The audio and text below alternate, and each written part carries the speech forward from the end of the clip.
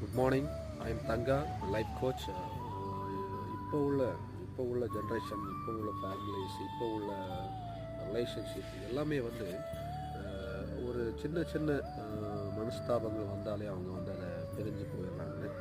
மேற்கொண்டு அந்த உறவை வந்து நட்பை வந்து பலப்படுத்தணும்னு யாரும் நினைக்கல. ஸோ இந்த இந்த ஒரு பிரிதல், இந்த ஒரு மன கசப்பு எப்படி வருது அப்படிங்கிறத நம்ம பார்க்கணும்.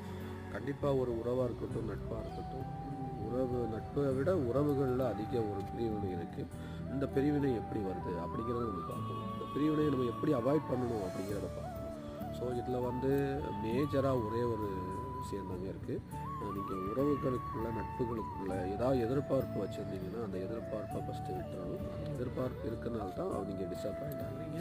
ஸோ அந்த எதிர்பார்ப்பு இல்லாமல் உறவையும் நட்பையும் நீங்கள் வந்து மெயின்டைன் பண்ணிங்கன்னா இன்னும் சக்ஸஸ்ஃபுல்லாக ஹாப்பினஸ்ஸாக நீங்கள் இருக்கலாம்.